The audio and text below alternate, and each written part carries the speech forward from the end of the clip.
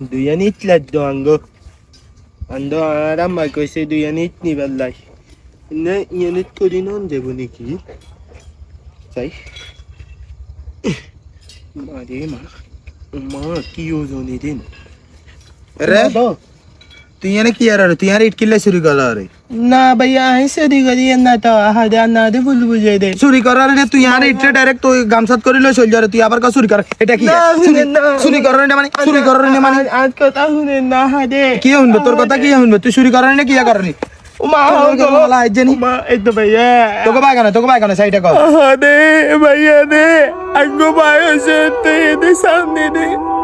আদান দে যেটা কইছে না চুরি করতে হয় না গো এগো আন্দাটা খুব গরিব জীবনে কোনো দিন বিল্ডিং খিচুড়ি সেটা দেখি নয় আদাম মাছ সকা ছিল দুইয়ান ইট নিনে মর্গেজ খয় বানাইব বুঝছেন নি আদায় ইয়ানে বেদিক পিঠে লোক দুঃখা ছিল এটা করে কইছি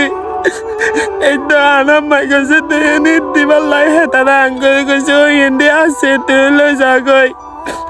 এইটা জানিনি এটা যে আন্নারে শোধ করবে না এত কিছু ভাবি নাই তা আরে ঘরে বাড়িয়েন না গো আসুন না আচ্ছা রাখ একদম ভাইয়া তো চাইতি তাল্লা জানাই শুধু যাই না আচ্ছা হুন তুই যাচ্ছে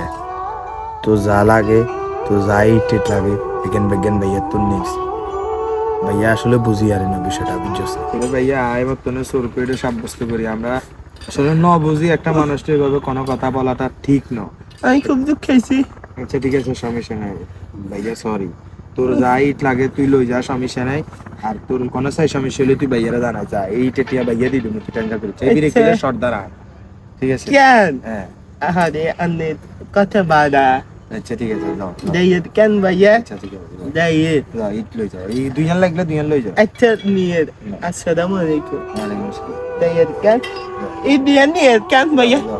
আচ্ছা ও মা কি ওজনে না ভাইয়া যাও সমস্যা আচ্ছা